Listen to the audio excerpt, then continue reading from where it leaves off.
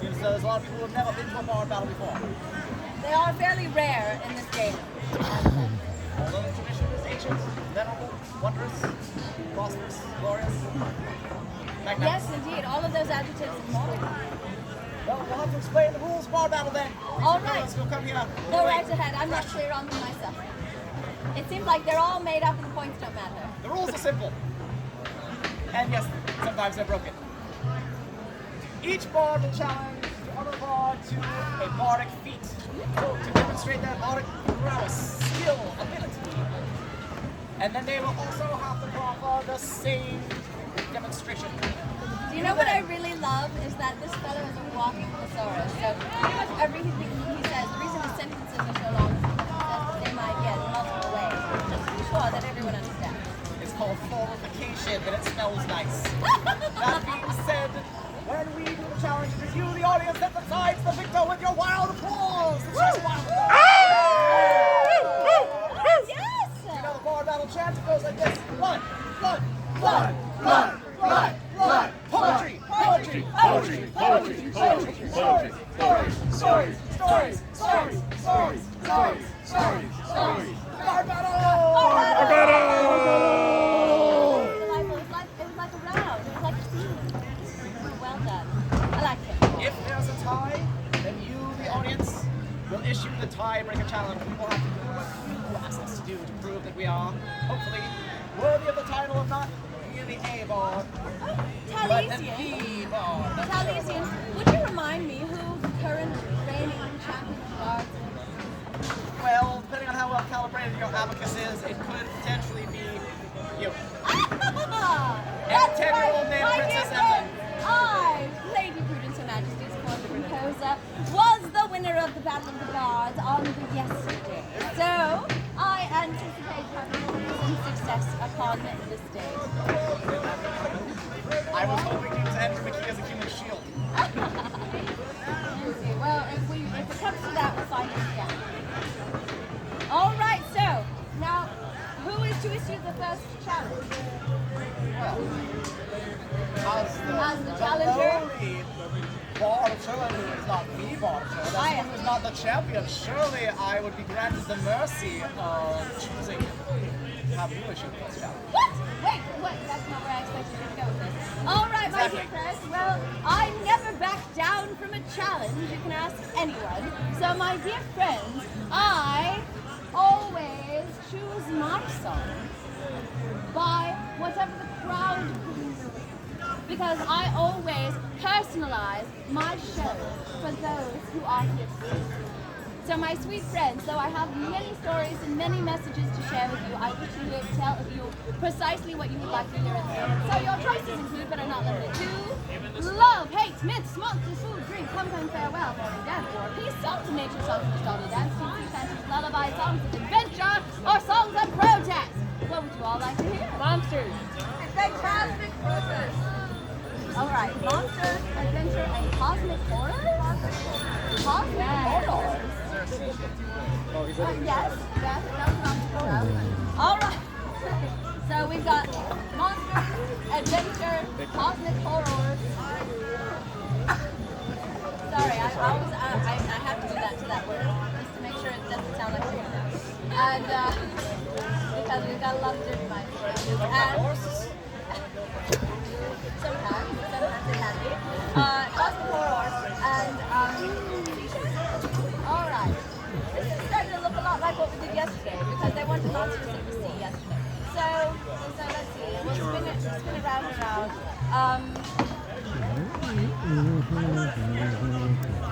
I think you should. I think I should. Yeah, I think you should. I absolutely. I think that I should. All right. So enter tapestry, where monsters and mythical things come out of the tapestry, where we go upon adventures, where we look to the stars for guidance when facing our worst fears and faithfully yours. I'm going to save the C for next time. I can do 3. I'll do 3!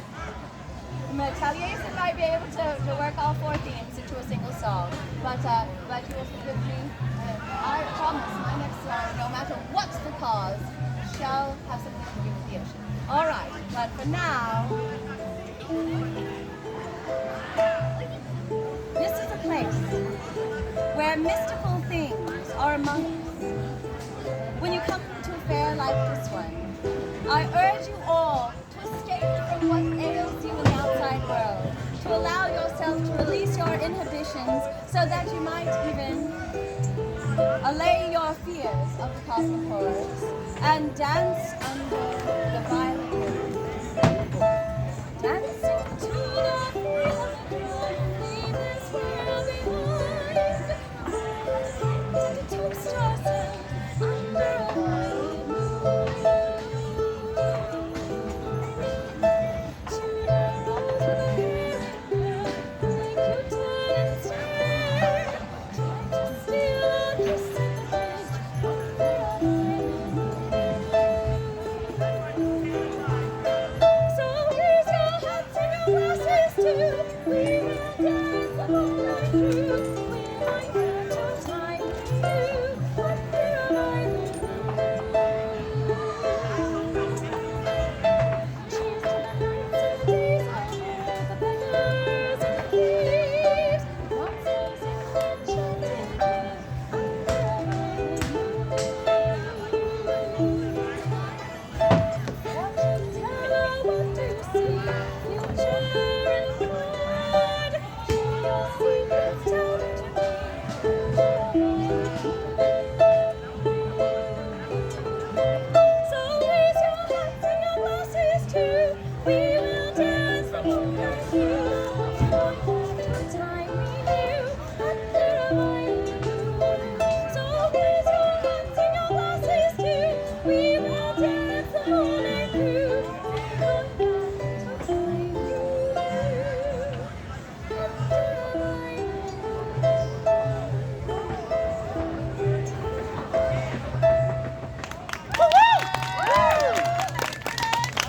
Alright, we got a moon, we got a monster, we got a fish. There. Nicely done. I recognize that song while I was singing along with it. Yes, you did. That was wonderful. Very beautiful song. I love a good collaboration. Very, very pleasant song. Although, I must say, we're here to demonstrate the bard of gods, aren't we? We're worthy of being the bard of Sherwood. So would it not be more fitting if rather than relying on a song that I already know, that we play it 100 times to the ages, to create a song spontaneously based on the theme of your choice? So, what were those themes again? Cosmic horror, monsters, a seashore adventure. Alright.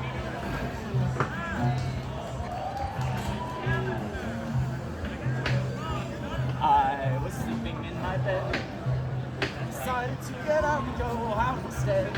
So I went out on the town, and deep in the drink, deep in my flat, I was drowned. And when I woke, I was greeted by unfamiliar folks. They said, welcome here, under our Jolly Roger. Now sail across the sea as pirates for more plunder. And I saw the star above in the night, it seemed to fall and fade. I thought, surely this omen is not right, for beset me. My misfortunes, they were not done, oh no, oh no, oh no. My fortunes had only begun, oh yes, oh yes, Oh, yes. for it seemed that from the big ocean waves there did burst none other than a kraken. What? Kraken noises. There's that I didn't know they sounded like that. Nicely done. Thank you. Well, no one's ever heard it and lived to tell the tale. Every single kraken's tentacle held cutlass, shipped with many fights. But we swashbuckled it all through the day and all through the night.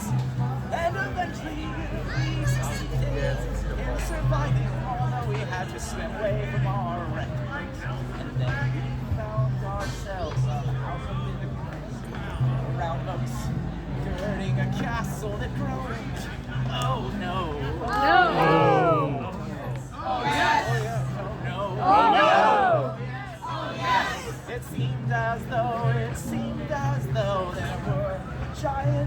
monsters homed in that castle. Oh. The lock of their lovers' caress. Oh. And it sounded like, Oh no! Oh, yes. Oh no! Oh, yes. and so you heard the tale of how I found myself under a pirate sail, and yet still found myself in stranger tides.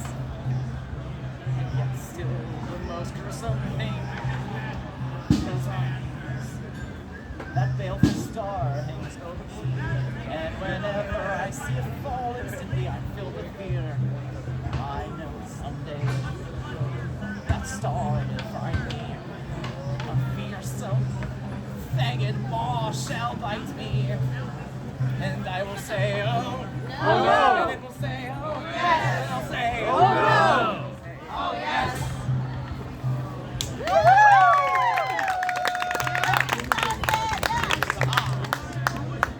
all right, it's time. As per usual, he commented on my song, so I'll comment on yours. So, as per usual, it was delightfully rambly and fairly incoherent, but also, I mean, I did really like the audience participation. So, well done. Don't Yeah. have it. Let's find out. Time for you to decide our fates. All right. What did? Please remember that Lady Prudence has been doing this for a while. She's done well with herself. She sleeps at night on a bed. Me, I have to fight with ravenous animals for my little scrap of bread that I'm saving for Thursday.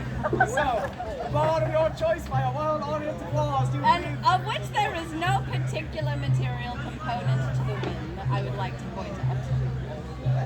Bard's pride is on. There is that, of course. All right. Who would like to continue? Who likes my song?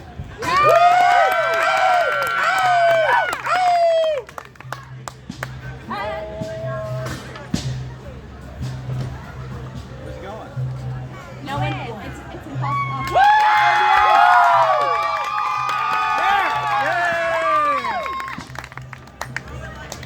Nice entrance, my friend. That was good. That was good. That was really good.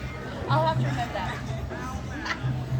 Just like I'll remember how I was nearly swept around the floor, kicking and screaming by Lady Prudence like yesterday. Well, we've still got more of this competition to go, and I intend to bring it. Good, you'll have to. All right, so Oh, this challenge. find out what our next challenge shall be.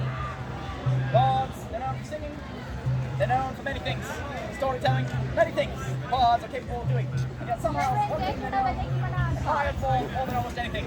And that is professional, high-level grade flattery. Not merely flattering the person you're speaking to, but making sure everyone everywhere knows how great someone is. Ah, So I'll now betoken us unto the ancient bardic art of lifting up the name and deeds of those in the audience that all might know of their greatness. That's right, we are going to tell everyone how great you are. how great thou art. All right, well, who's to be our subject? No choice. I'm going to praise everyone I can here.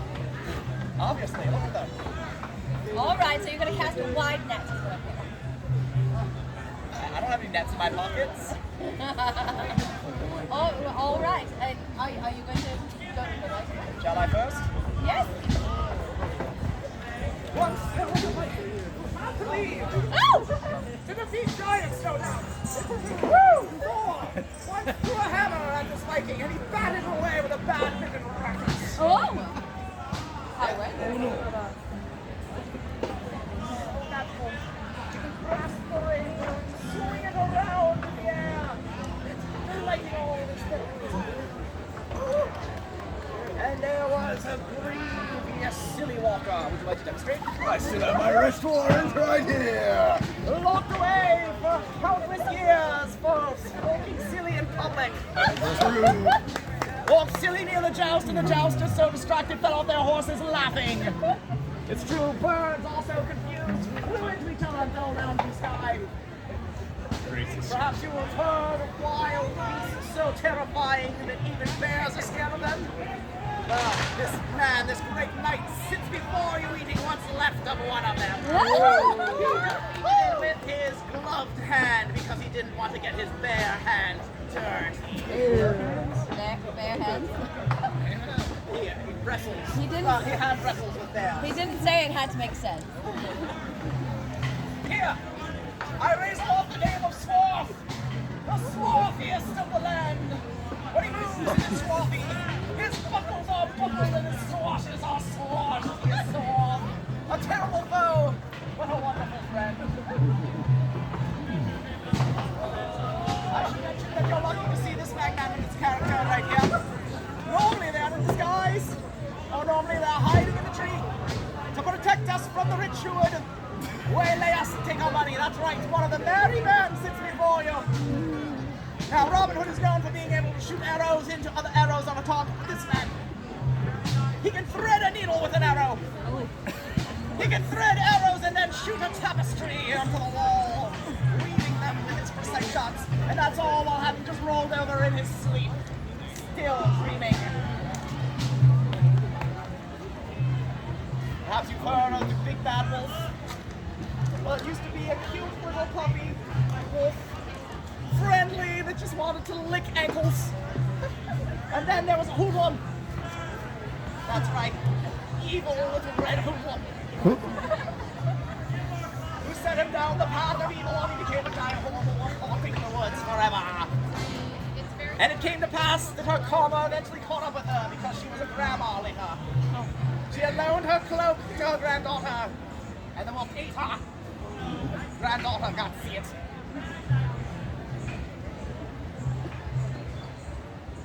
Perhaps you've heard of Rainbow Breath the dragon. A dragon that shoots rainbows instead of flame. Well, now you see before you the practitioner of the occulticons of witchcraft that caused this to be so. For wherever Rainbow Breath breathes its rainbows, hair changes color. And you have this great witch among witches to thank. Yes, please. And then there's this one. Very fancy. Very fawny. Even. Crack a joke just like a rock with that thick head. Always writes in a special font. I'm not just pandering to you. You're fantastic. Pan. And there you have just some of the mighty champions here in amongst us. Huzzah!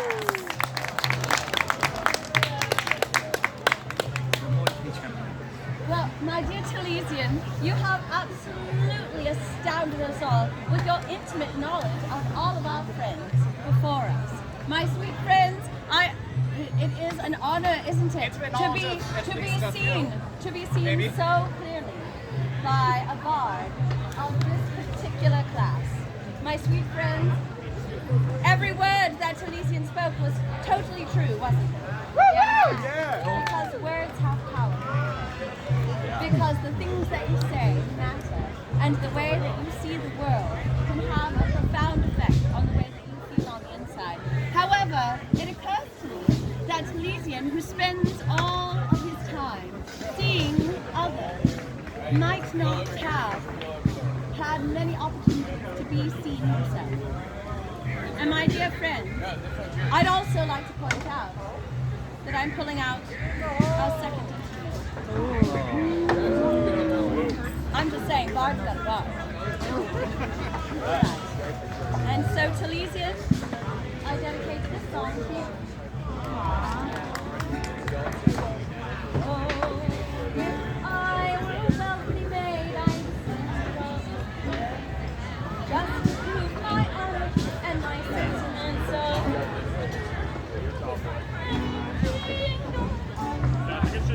I would provide for you. Not that hard. But since I am no wealthy maid, the song will have to do. And if I had a golden thread as fine as I could sew, I'd sew like garments to my own, and down the road we'd go. And our golden thread is none to separate us. But since I have no golden thread, the song will have to do. The song will have to do. I wrote it just for you. I hope you like the minstrel type. The song will have to do. And if I had a royal feast with you, I would invite. And if I had a turkey leg, you could have a bite. Had I no king, I would make for you a stew.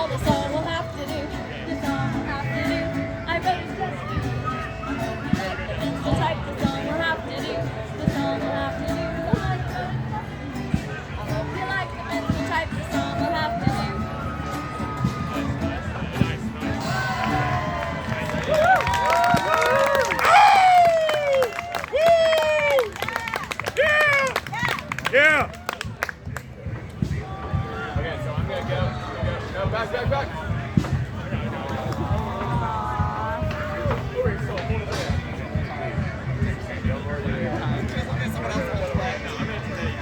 Perhaps I was too shy to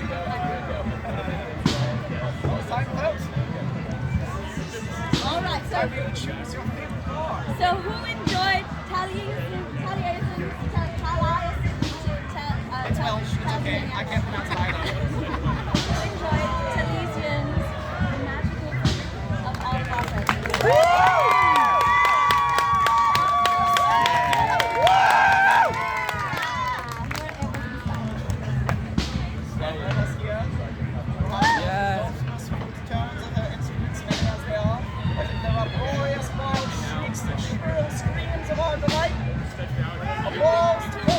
If you will, the Lady Prudence has your favorite bond.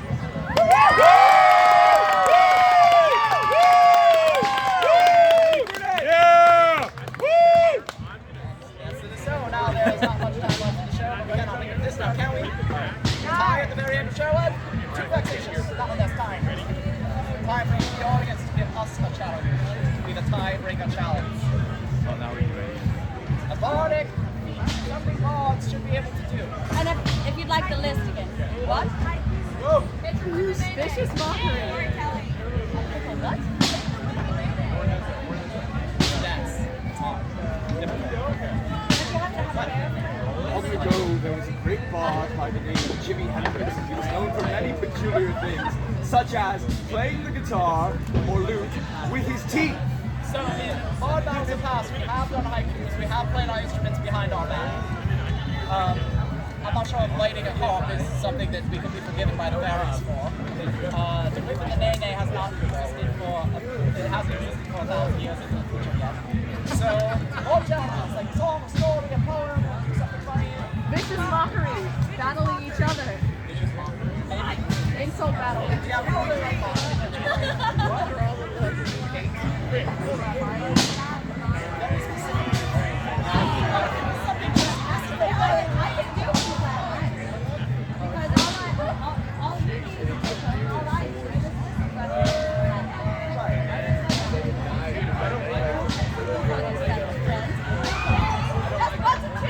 This is too much to fall for 32 hertz for That's them. because you are a fool! Actually, I don't like that. Alright, then I'll play you something.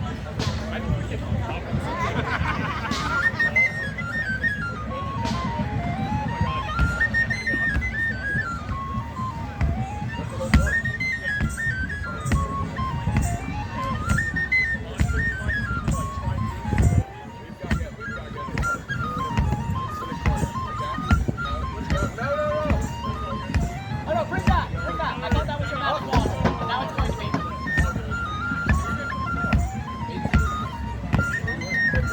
Cast a spell on her! She's trying to cast a spell on us! Get it! Point that wand at her! Woo! Alright, thank you kindly. Perfect timing.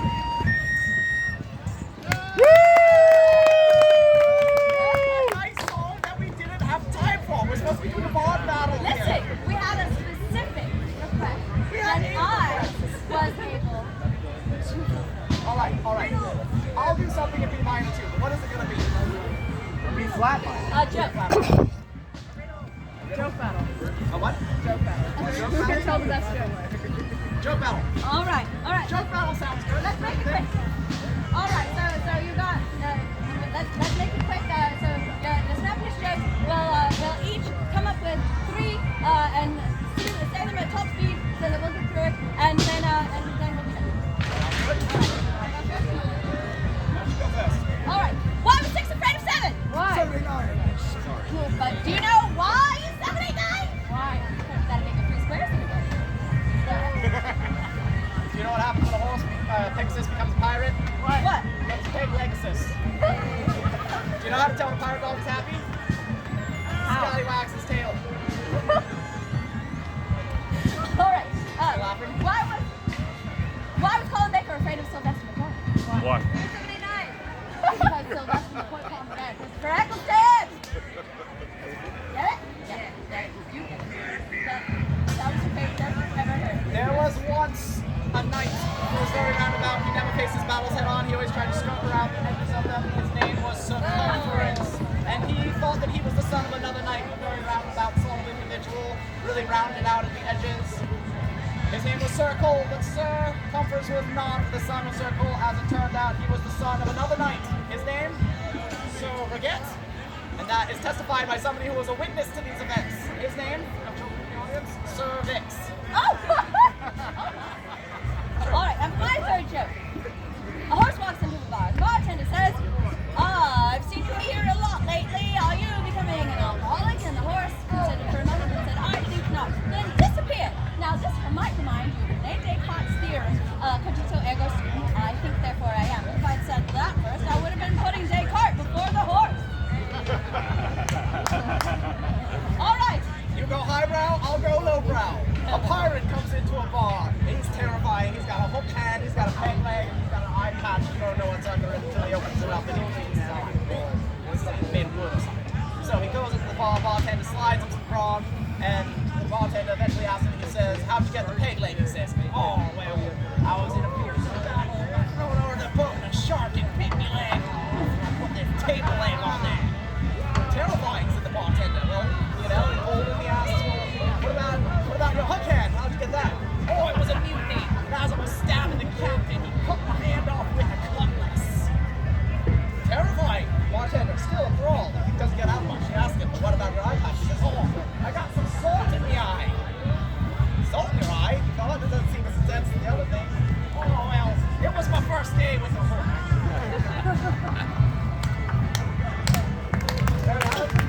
It's time to choose the Bard of Sherwood for 1191 to 1192. And what year is it, Helen and Dale? 1190.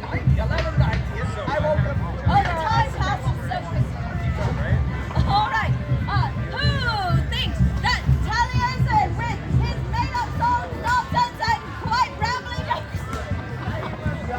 Or perhaps with your rambunctious rowdy applause, will you vote for the Bard who revived Bard Battle and brought it to you so you can experience it today? And never, the always has provided that it will be never the same show twice and brought such glorious, wondrous people such as Lady Prudence before you so she can try and scurrilously throw me under the bus. Alright, let's hear it for Taliesin!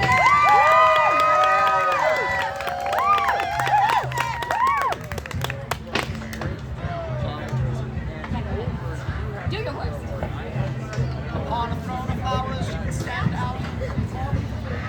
Butterflies forsaking them to land upon her docile skin. Sweeter than the warming, melting birds, Lady Prudence has now graced us. So how will we repel her with our applause and our screams to determine whether or not she is our favorite Bard of Sherwood and in fact be Bard of Sherwood? Yeah! Alright, let's hear it for Taliesin again! And Lady Prudence! Everyone's smiling. Tie. Yeah! I will be the apostrophe Bard of Sherwood and you can be the Bard of Sherwood. That's very like, what's the presence? That sound good?